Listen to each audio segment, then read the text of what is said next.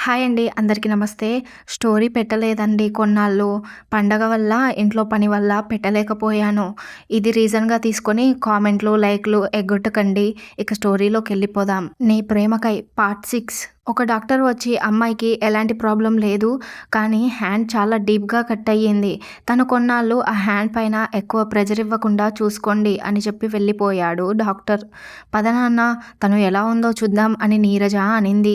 జానుకి treatment చేసి ఒక bed పైన పడుకోబెట్టేశారు.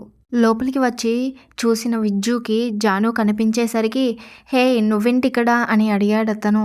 అతన్ని చూసి షాక్ అయ్యి అలాగే చూస్తూ ఉండిపోయింది జాను. విజ్జు వైపు చూస్తూ తను నీకు తెలుసా నానా అని అడిగింది నీరజ. హామా మన ఆఫీస్లో వర్క్ చేస్తుంది అన్నాడు. హో అవునా తనే నన్ను కాపాడింది. చాలా డేర్ గర్ల్ అని చెప్తూ జాను దగ్గరికి వెళ్ళింది నీరజ. అనుమానంగా చూశాడు జాను వైపు. ఆంటీ సార్ మీ అబ్బాయా అని అడిగింది. కాదు ఆవిడ మా మమ్మీ అన్నాడు విజ్జు. అలకగా అతని వైపు చూసింది. చూసింది చాల్లే ఎలాగుంది ఇప్పుడు అంటూ ఆమె చేతిని పట్టుకుని చూస్తున్నాడు. కొంచెం నొప్పిగా ఉంది సార్ డాక్టర్కి చెప్పొచ్చు కదా అన్నాడు. మీలాగా అతను అడగలేదు సార్ అనింది జాను. షార్ప్గా చూసి బయటకు వెళ్ళిపోయాడు. జ్యూస్ ఏమైనా తెప్పించమంటావా తల్లి అనింది నీరజ. ఇప్పుడేం వద్దాంటీ మీరెంత స్వీట్ పర్సన్ ఆంటీ మీ అబ్బాయి మాత్రం కాకరకాయ అంత చేదు అని చెప్పింది జాను. నీరజ చిన్నగా నవ్వి పైకి కఠినంగా రాయిలా కనిపిస్తాడు లోపల మంచు పర్వతమే ఉంటుంది. వాడికి దగ్గరగా ఉన్నవారికే అర్థమవుతుంది అని చెప్పింది నీరజ. ఏమో ఆంటీ డే 1 నుండి చూస్తున్నా. నన్ను చూస్తేనే మండిపడతారు. కానీ నాకు చాలాసార్లు హెల్ప్ చేశారు. సార్ని ఎలా అంచనా వేయాలో అర్థమవ్వడం లేదు. ఇందాకే చెప్పా కదా తల్లి మాట కఠినంగా ఉంటుంది మనసు కాదు అంటుండగా లోపలికి వచ్చాడు విజ్జు. ఏంటిమా ఏదో అంటున్నారు అన్నాడు. అది విజ్జు అని నీరజ ఏదో చెప్పాలనుకుంటే ఆంటీ ప్లీజ్ అని సైగ చేసింది జాను. ఏం లేదు నాన్న ఊరికే అలా మాట్లాడుకుంటున్నాం. ఓకే మా నేను డాక్టర్తో మాట్లాడాను. ఈవినింగ్ డిశ్చార్జ్ చేస్తారంట. జైకి కాల్ చేశాను. వాడు వస్తున్నాడు. నువ్వు ఈ శారీ చేంజ్ చేసుకొని ఇంటికి వెళ్ళుమా అని ఆమె చేతికి కవర్ ఇచ్చాడు. లేదు విజ్జు నేను వెళ్ళను. అమ్మాయిని ఇలా వదిలేసి నేను వెళ్ళలేను అని చెప్పింది నీరజ. నేను ఇక్కడే ఉంటాను మా తనని జాగ్రత్తగా చూసుకుంటాను అని జాను వైపు చూస్తూ చెప్పాడు. అవునాంటీ మీరు ఇక్కడ ఉండి ఇబ్బంది పడడం ఎందుకు? ఇంటికి వెళ్ళండి. నాకు ఏం పర్లేదు. మీ శారీ అంతా బ్లడ్ అయ్యింది. చేంజ్ చేసుకోండి అని చెప్పింది జాను. నిజంగా నన్ను వెళ్ళమంటావా? విజ్జు ఉంటే నీకు ప్రాబ్లం ఏం లేదు కదా అని ఇందాక జాను విజ్జు గురించి చెప్పిన మాటలు దృష్టిలో పెట్టుకొని అడిగింది నీరజ. నో ప్రాబ్లం ఆంటీ మీరు వెళ్ళండి అని చెప్పింది. సరే అని చెప్పి శారీ చేంజ్ చేసుకోవడానికి వెళ్ళింది నీరజ. జాను దగ్గరికి వెళ్ళి కూర్చొని కట్ అయిన చేయి కాకుండా మరో చేతిని అతని చేతుల్లో బంధించి నువ్వు నాకు ఎంత పెద్ద హెల్ప్ చేశావో తెలుసా అని విజ్జు చెప్తూ ఉంటే బెరుకుగా చూస్తుంది అతని వైపు. ఈ ప్రపంచంలో నాకు ఉన్న అతి విలువైన వాళ్ళు అంటే మా అమ్మ తమ్ముడు మాత్రమే. అంత విలువైన మనిషిని నా నుండి దూరం అవ్వకుండా చేశావు. ఏమిచ్చి నీ రుణం తీర్చుకోను? నువ్వు చేసిన దానికి నేను ఏది ఇచ్చినా చిన్నదే అవుతుంది. థ్యాంక్ యూ అన్న మాట తప్ప ఇంకేమీ చెప్పలేకపోతున్నా. అయ్యో సార్ నా కళ్ళ ముందు ఒక నిండు ప్రాణం పోతుంటే చూస్తూ ఉండలేకపోయాను. మీరు నన్ను మరీ మోసేయకండి అనింది అమాయకంగా. ఆమె మాటలకి జాను ప్లీజ్ అసహనంగా అని ఈ క్షణం నీకు మాటిస్తున్నా. నీకు ఎలాంటి ప్రాబ్లం వచ్చినా ఒక్క మాట నాతో చెప్పు. అది ఎలాంటి ప్రాబ్లం అయినా పర్వాలేదు. నేను సాల్వ్ చేస్తాను. నేనున్నాను అని ఆమె చేతిని గట్టిగా పట్టుకుని అభయమిచ్చాడు. ఆ మాట విని జానుకి చాలా సంతోషంగా అనిపించింది. తనకి ఇప్పటి వరకు ఇలా ఒక్కరు కూడా నేను ఉన్నాని అని భరోసా ఇవ్వలేదు. నాకు ఒకరు ఉన్నారు అన్న ఫీలింగ్ మనసులో కలుగుతుంటే తెలియకుండానే అతని వైపు ప్రేమగా చూసింది. జాను చేతికి ఒక కవర్ ఇచ్చి నువ్వు కూడా డ్రెస్ చేంజ్ చేసుకుని రా అని విజ్జు చెప్పగానే ఆమె డ్రెస్ని ఓసారి చూసుకుంది. అక్కడక్కడ బ్లడ్ మరకలతో ఉంది అని నర్స్ హెల్ప్తో డ్రెస్ చేంజ్ చేసుకుంది జాను. అదొక టాప్ ప్లాజా ప్యాంట్. డ్రెస్ చూసుకుంటూ పర్ఫెక్ట్గా వచ్చింది సార్. లూజ్గా లేదు టైట్గా లేదు. ఇంత పర్ఫెక్ట్గా మా అమ్మ కూడా నా కోసం ఎప్పుడూ షాప్ చేయలేదు అని జాను అనగానే ఇందులో పెద్ద మ్యాటర్ ఏముంది? బాడీ షేప్ కొలతలని బట్టి తీసుకున్నాను అన్నాడు విజ్జు. జాను కళ్ళు పెద్దవి చేసి చూసింది. అది గమనించి ఒక్క క్షణం అతను ఏమన్నాడో రివైండ్ చేసుకుని అబ్బా ఇలా మాట్లాడానేంటి అనుకొని హైట్ పర్సనాలిటీని చూసి తీసుకున్నా. అయినా ఆమె చూపు మారలేదు. అంతలో జాను ఫోన్ మోగడంతో ఫోన్ని ఎత్తి హా అమ్మా చెప్పు అనింది విజ్జు వైపు చూస్తూనే. గుడికి అని వెళ్ళి ఇంకా రాలేదేంటి జాను? మా బాస్ కాల్ చేశాడు మా అర్జెంటుగా ఆఫీస్కి రమ్మని, అందుకే వెళ్ళిపోయా అని చెప్పింది. మరి బాక్స్ ఎలాగే అంది మీనాక్షి. ఆఫీస్లో క్యాంటీన్ ఉంటుందిలేమా, అక్కడ తినేస్తా అని చెప్పింది జాను. సరేలే మర్చిపోకుండా తిను అని చెప్పింది మీనాక్షి. సరేమా అని కాల్ కట్ చేసింది జాను. ఏంటి అమ్మతో అబద్ధం చెప్తున్నావా అన్నాడు విజ్జు. అమ్మ కాబట్టే అబద్ధం చెప్పాను. నేను హాస్పిటల్లో ఉన్నా అని తెలిస్తే ఆమె కూడా హాస్పిటల్కి చేరే ఛాన్స్ ఉంది. టెన్షన్ పడిపోతుంది. యా అది కూడా నిజమే అన్నాడు విజ్జు. అప్పుడే వచ్చిన జై జాను బెడ్ దగ్గరికి వెళ్ళి ఆమెను గట్టిగా హత్తుకొని oh my princess thank you so much, నువ్వు కాపాడింది మా అమ్మని కాదు మా ప్రాణాన్ని అని కన్నీళ్లతో చెప్తుంటే విజ్జు మొహం కందగడ్డలా ఎర్రగా మారిపోయింది. జై కాలర్ పట్టుకొని వెనక్కి నెట్టేయాలి అన్నంత కోపం వస్తుంది. కానీ అతని ఎమోషన్ అర్థం చేసుకొని కోపాన్ని కంట్రోల్ చేసుకుంటున్నాడు. జై వెన్ను నిమురుతూ ఇట్స్ ఓకే ఆంటీ బాగానే ఉన్నారు, కామ్ డౌన్ అంటూ ఓదార్చింది జాను. అప్పుడే శారీ చేంజ్ చేసుకొని వచ్చింది నీరజ. జై అని పిలిచింది. జానుని వదిలి నీరజని హత్తుకున్నాడు. జాను విజ్జుని చూసింది. ఇంతకుముందు ఉన్న ప్రశాంతత ఇప్పుడు అతనిలో లేదు. ఎందుకో కోపంగా కనిపిస్తున్నాడు. ఏమై ఉంటుంది సార్కి అని మనసులో అనుకుంది జాను. అరే ఆపరా నీ ఏడుపు అని విసుగ్గా చెప్పాడు విజ్జు.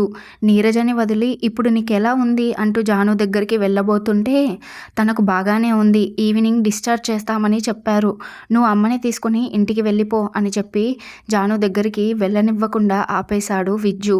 ఓకే జాను, ఆ హ్యాండ్ పైన ఎక్కువగా ప్రెజర్ ఇవ్వకు, టేక్ కేర్ అని చెప్పి నీరజని తీసుకుని వెళ్ళిపోయాడు జై.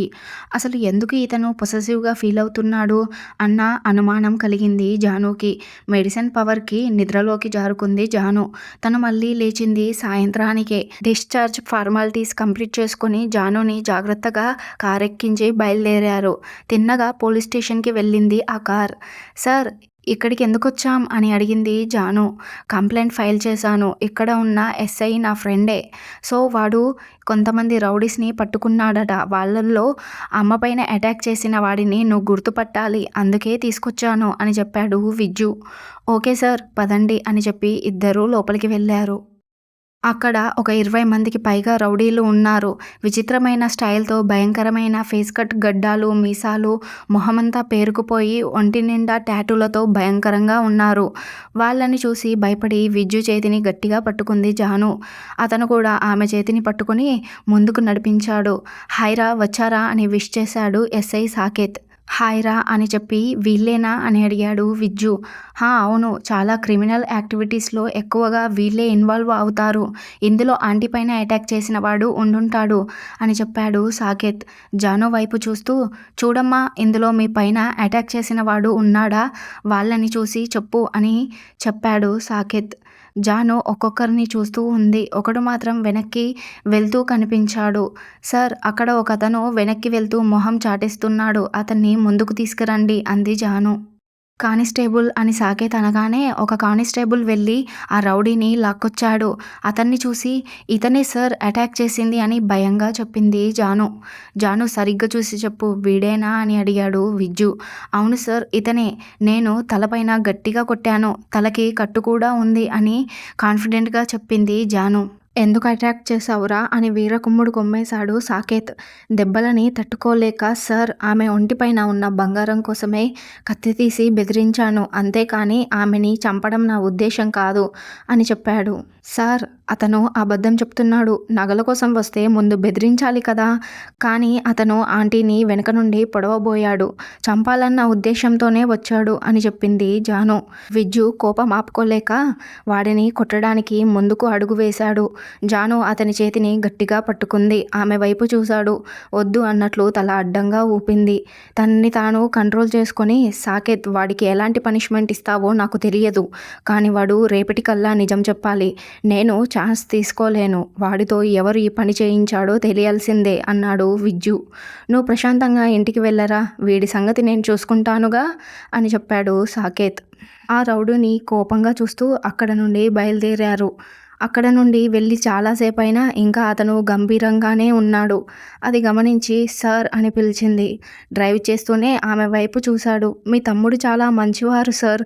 అంత పెద్ద క్రికెటర్ అయినా రవ్వంత గర్వం లేకుండా నన్ను పట్టుకొని చిన్న పిల్లాడిలా ఏడ్చేశారు. హీ సో స్వీట్ కదా అనింది జాను. షార్ప్గా తనని చూశాడు విజ్జు. మీకోటి అడుగుతాను, కోప్పడకండి అని చెప్పి, మీ తమ్ముడితో మీ అమ్మతో ఎవరైనా క్లోజ్గా మూవ్ అయితే మీరు పొసెసివ్గా ఫీల్ అవుతారు కదా సార్ అని అడిగింది జాను. కనుబొమ్మలు ముడేసి అలా నీకు ఎందుకు అనిపించింది అని అడిగాడు విజ్జు. ఇందాక జై నన్ను కౌగలించుకున్నప్పుడు గమనించాను సార్ అంది. అవును, ఇందాక నాకు జై పైన కోపం వచ్చింది. ఎందుకు అలా పొసెసివ్గా ఫీల్ అయ్యాను ఎందుకు అని మనసులో అనుకుంటున్నాడు. అంతలో జాను ఇల్లు రావడంతో ఇద్దరు కార్ దిగి లోపలికి వెళ్ళారు. సోఫాలో కూర్చున్న మీనాక్షి జానుని చూసి షాక్ అయ్యి దగ్గరికి వెళ్ళింది. భుజమ్మ, ఏం జరిగింది? చేతికి ఇంత పెద్ద కట్టేంటి? గాబరా పడిపోయి అడిగింది మీనాక్షి. ఆంటీ కూల్, ఇలా రండి అని ఆమె చేయి పట్టుకొని సోఫాలో కూర్చోబెట్టి వాటర్ తాగించి జరిగిందంతా వివరించాడు ఓపిక్గా. జానుని హత్తుకుంది మీనాక్షి. ఒకరిని కాపాడావని సంతోషించాలా, కాపాడే క్రమంలో నీకు ఏదైనా జరిగి ఉంటే అని బాధపడాలా అని కన్నీరు కార్చింది మీనాక్షి. ఆమెకి కాస్త ధైర్యం చెప్పి వెళ్ళబోతుంటే సార్ అని పిలిచింది జాను. వెనక్కి తిరిగి ఏంటి అన్నాడు. వర్క్ ఎలా సార్ అనింది జాను. నువ్వు ఒక 4 days రెస్ట్ తీసుకుంటే నా కంపెనీ మూతపడదులే అన్నాడు విజ్జు.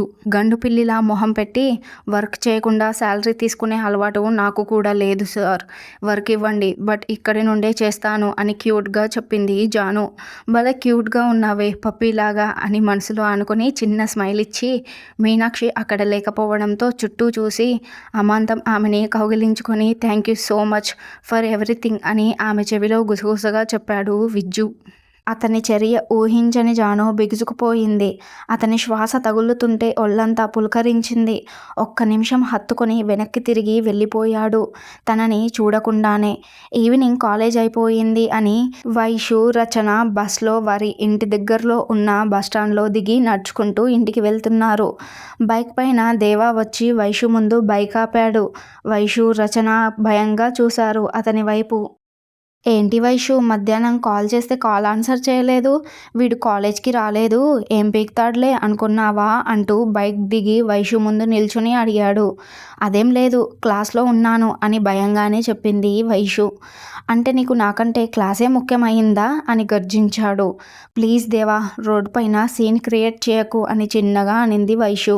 సరే నీ ఇష్టం, కానీ నాతో పాటు మూవీకి రా, మంచి లవ్ స్టోరీ మూవీ రిలీజ్ అయ్యింది అంటూ ఆమె చేయి పట్టుకున్నాడు. దేవా ప్లీజ్ చేయి వదులు అని 2 సార్లు చెప్పింది. అరే వెళ్దాం పద, టైం అవుతుంది అని ఆమె చెయ్యి పట్టుకునే ముందుకు కదలబోయాడు.